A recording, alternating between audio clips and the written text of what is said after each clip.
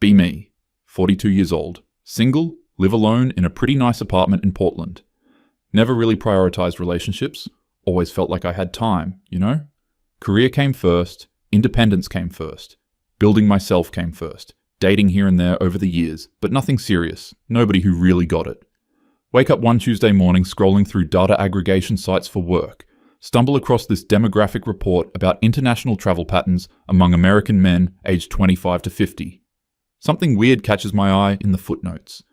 Over 2 million American men have participated in what researchers are calling systematic international partner-seeking behavior in the past 18 months. 2 million. That can't be right. Dig deeper into the citations. Multiple sociology departments tracking this. Consumer data from travel agencies, passport application cross-references. The number is real. Feel this weird tightness in my chest. Start clicking through linked studies. Men are leaving, like actually leaving the dating pool here and going to the Philippines, Thailand, Colombia, Brazil, Ukraine, Poland, Vietnam. Not just for vacations. They're going there specifically to find wives. Close my laptop. Open it again. Close it. Make coffee. Open laptop again. I can't stop reading. One study shows a 340% increase in marriage visa applications from specific countries over a 5-year period. Another shows declining male participation in American dating apps, down 23% among men under 40 in just 2 years. Where the fuck are they going? I know where they're going. They're getting on planes. No. Spend the next 6 hours doing what I do best. Research. Fall down this rabbit hole of forums and communities.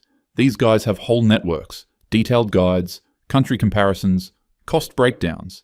They call themselves passport bros, which sounds stupid, but whatever.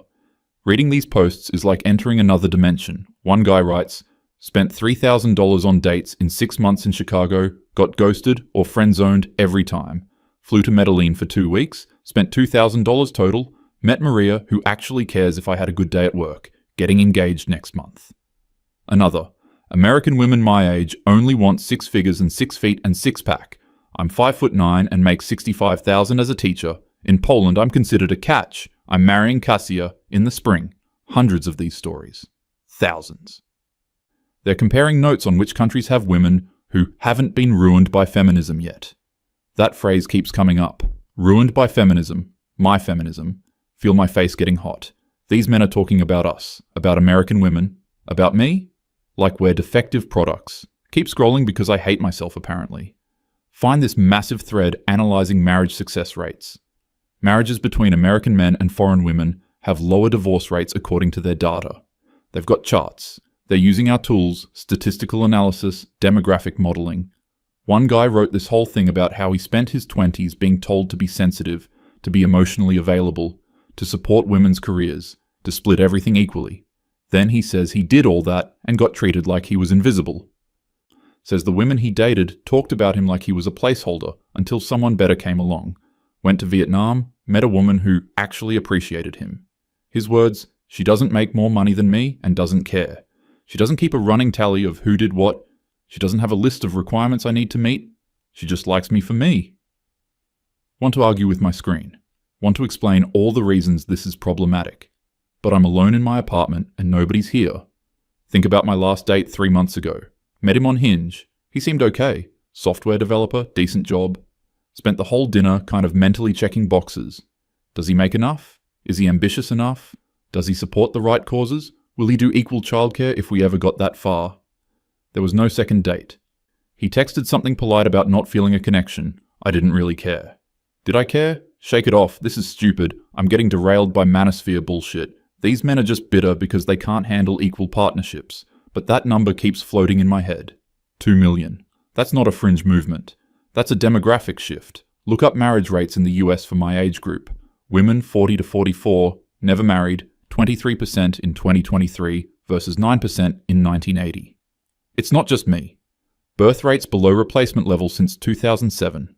Median age of first marriage for women now 28. For men 30, both climbing every year. Percentage of men reporting no sexual contact in the past year tripled since 2008. The data is everywhere once I start looking. We're not pairing off anymore. Something broke. My friend Rachel texts me about getting drinks Friday. Rachel works in tech, 39, also single. We've been doing this every few weeks for like 4 years now. Same wine bar, same complaints about dating apps, same jokes about dying alone with cats.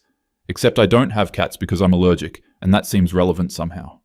Friday comes, and I can't stop thinking about all this. Don't bring it up at drinks immediately. Rachel is talking about some guy who unmatched her after she said she wouldn't want to move out of the city for anyone. She's laughing, but there's this edge to it. I'm barely listening. Finally just blurt out, "Have you heard about this passport bros thing?" She rolls her eyes so hard. Oh yes, she's heard. It's pathetic. Men who can't handle strong women, so they go exploit vulnerable women in poor countries. That's the script. I've said similar things before. But tonight I just ask, what if it's not that though? Rachel looks at me like I grew a second head. Tell her about the numbers, the statistics, the forums. She's getting defensive, saying these men are just losers. If they can't cut it here, then good riddance. Ask her when her last relationship was. She goes quiet. 3 years ago, dated a guy for 6 months. He wanted to get serious. She wasn't ready. Ended it. Since then, nothing that stuck. Neither of us say anything for a minute. Finish our wine. The conversation moves on, but it's awkward now. Next Tuesday, I have lunch with my friend Dave. We've known each other since grad school. He's one of the few male friends I kept over the years.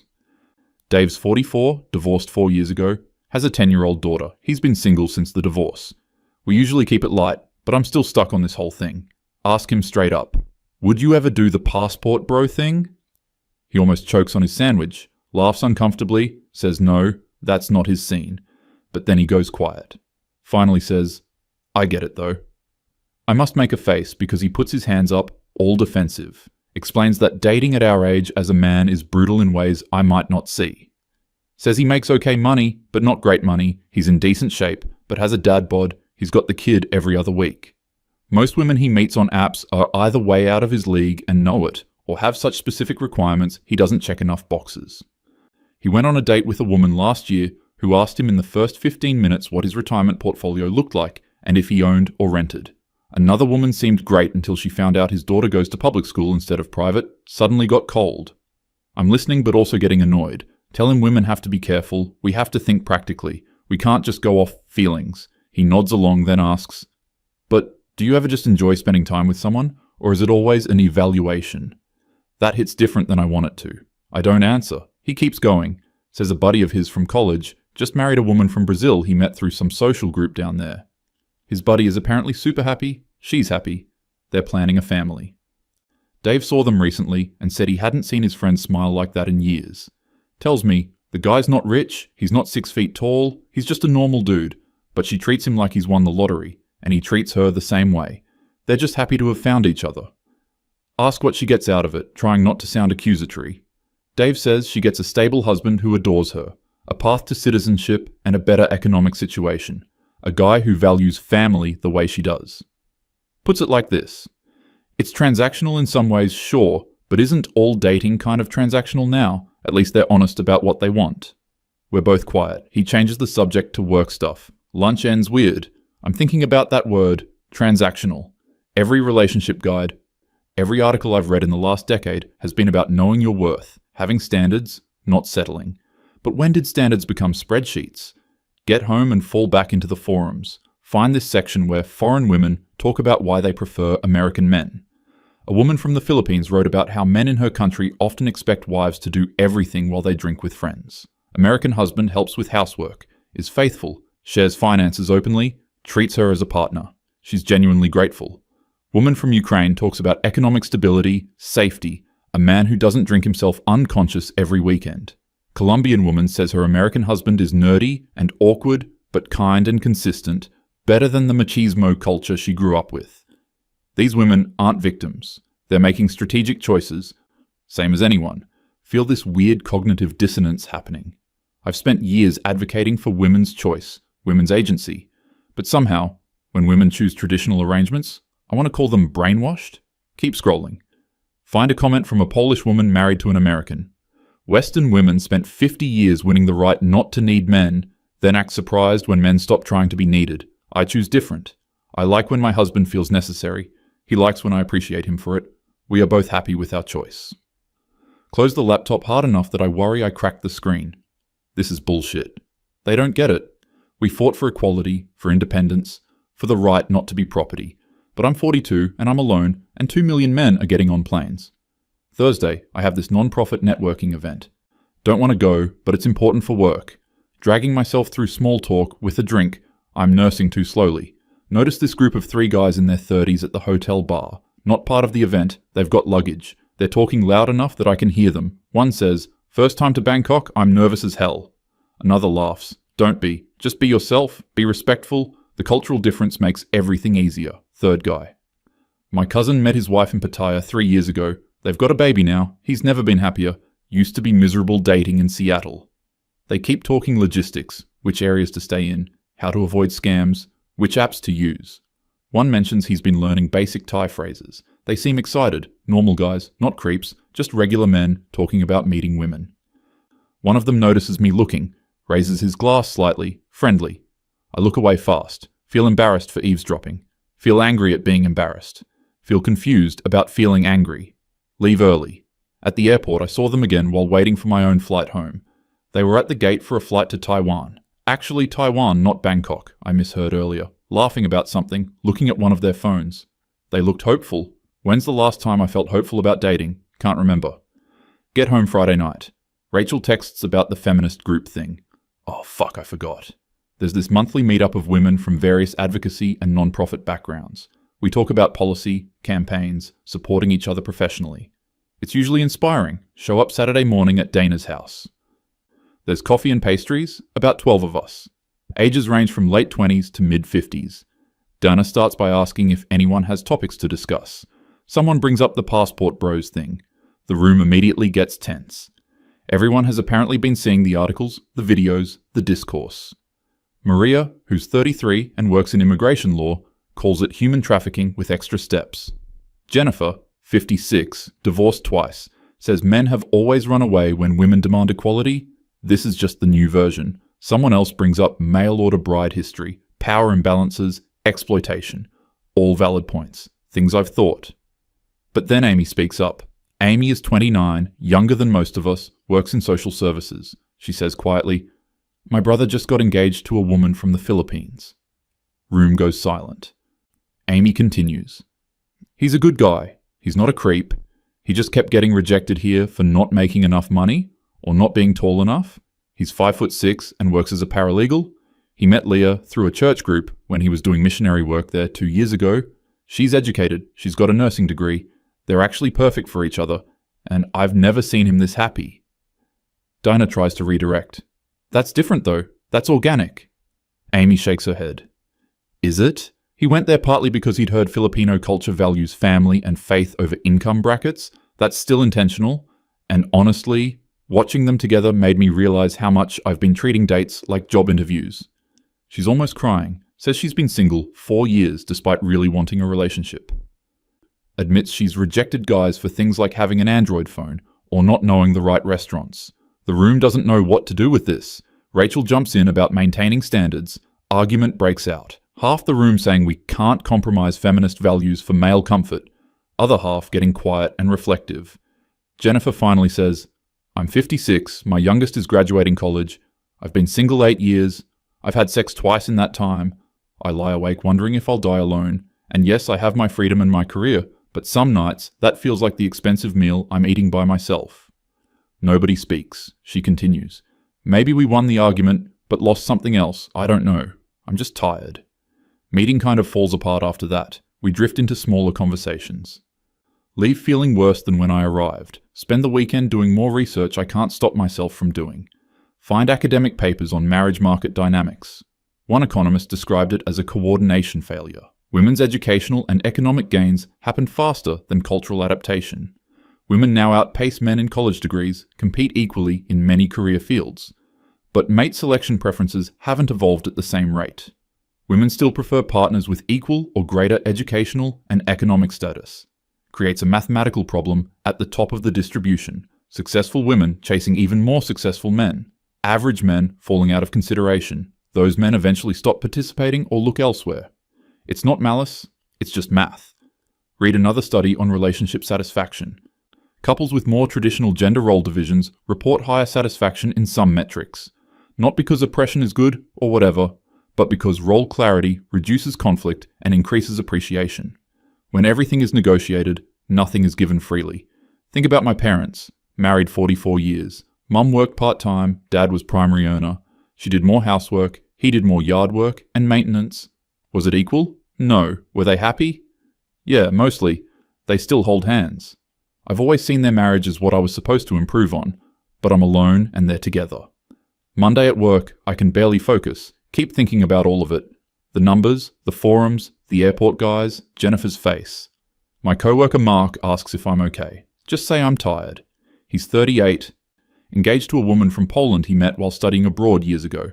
They've been together 6 years. I've always kind of thought of her as traditional in a way I found limiting. She works but part-time, very focused on homemaking, calls Mark her king ironically, but also not ironically. Watch them at the office holiday party every year. They're disgustingly happy. She looks at him like he hung the moon. He looks at her the same way. I've had 3 serious relationships in my adult life. First one in my 20s, broke up because we wanted different things. I wanted to focus on career. He wanted to get married. Sometimes wonder what would have happened if I'd said yes. He's married now with 3 kids, saw on Facebook. Second relationship in my early 30s, lasted 2 years. He was great on paper, good job, shared values, intelligent. I just never felt excited. Every conversation was balanced and fair and kind of exhausting. We agreed to split amicably. He married someone younger a year later. That stung.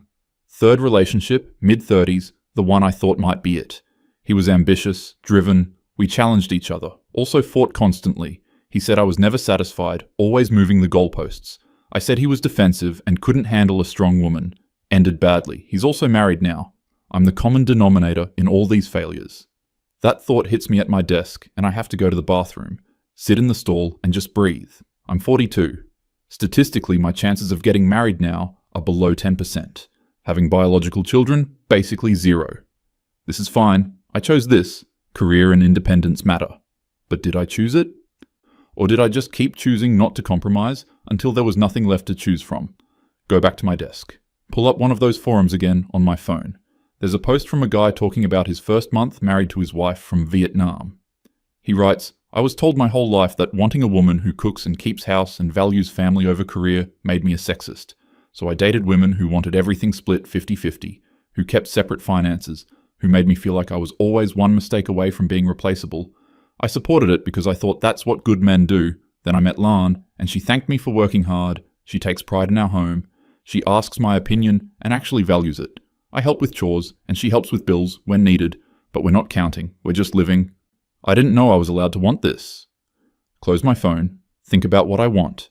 I wanted equality. I wanted respect. I wanted partnership. I got all that. I also got loneliness. The equality I fought for feels like a grid where everyone's keeping score.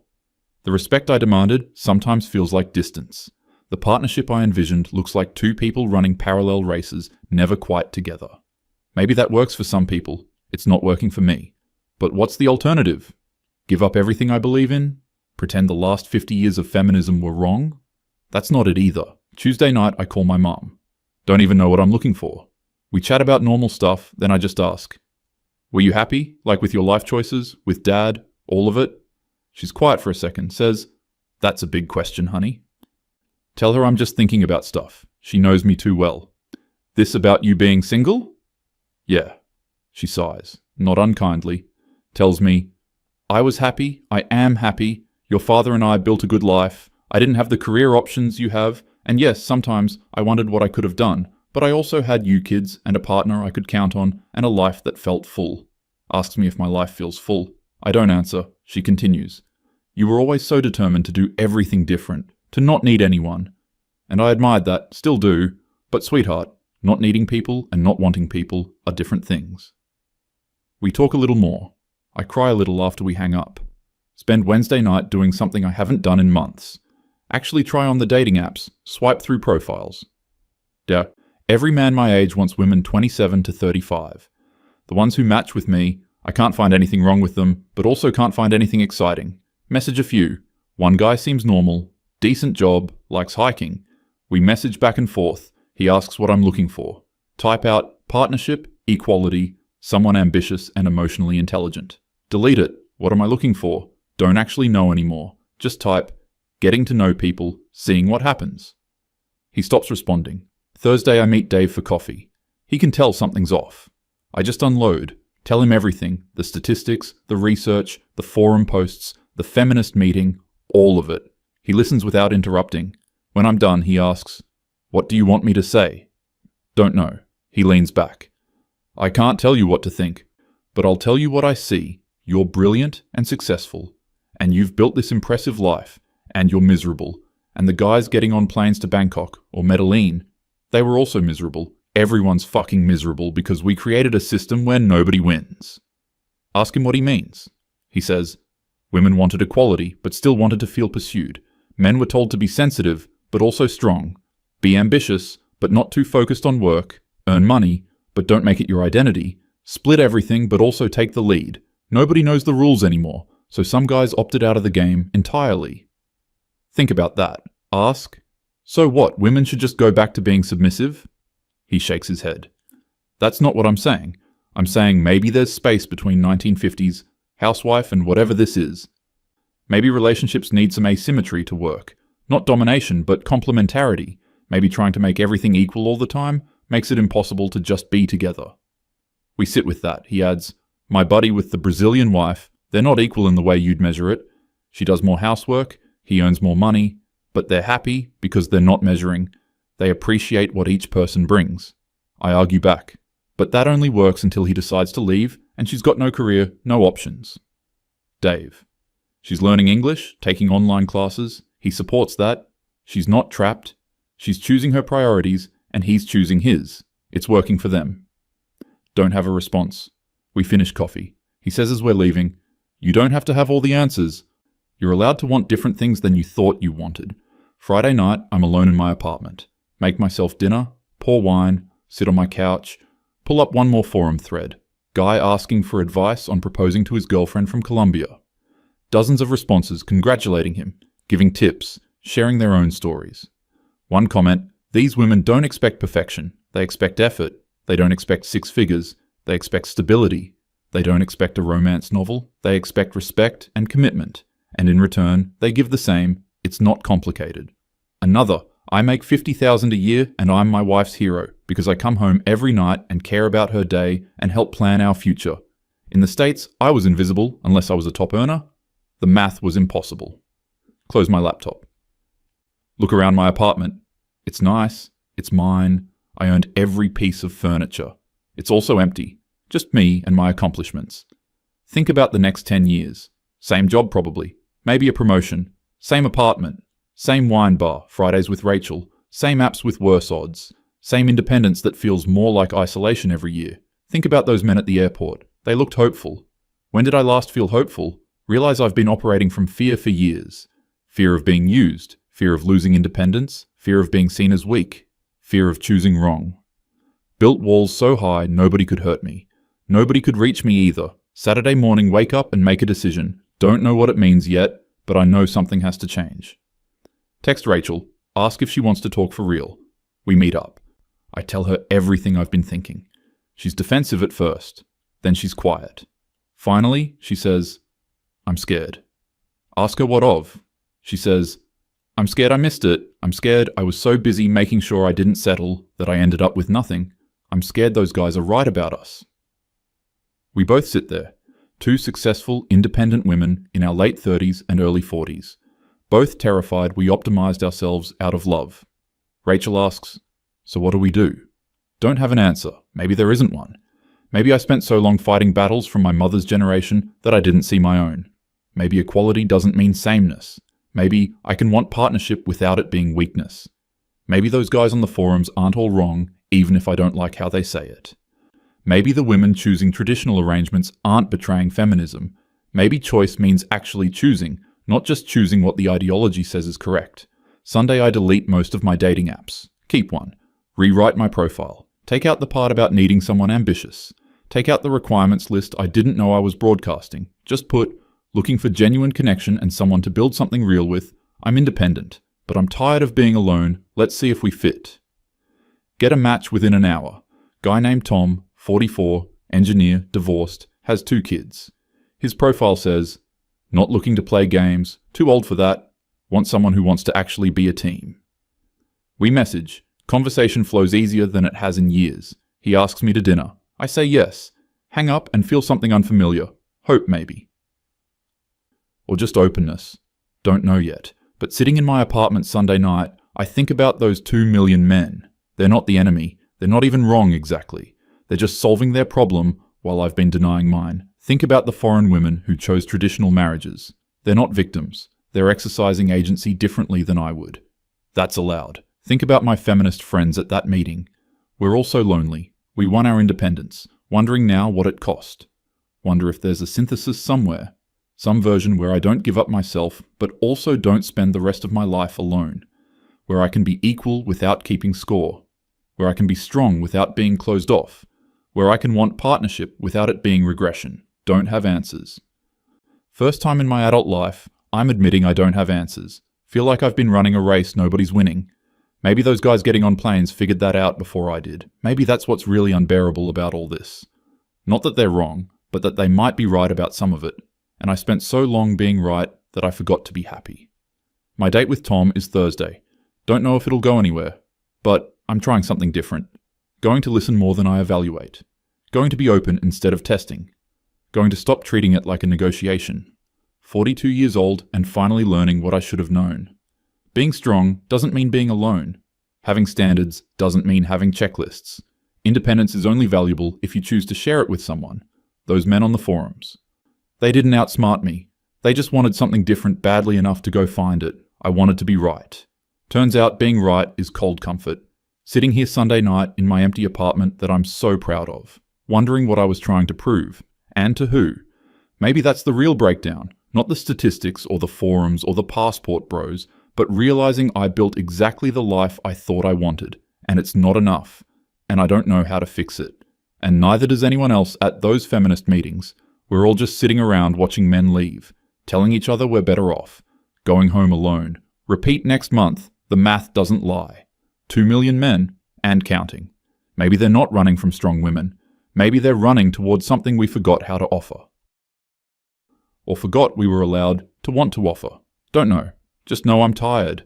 Tired of being right, tired of being alone, tired of pretending this is working. Thursday comes, we'll see. But something has to change. And maybe that something is me.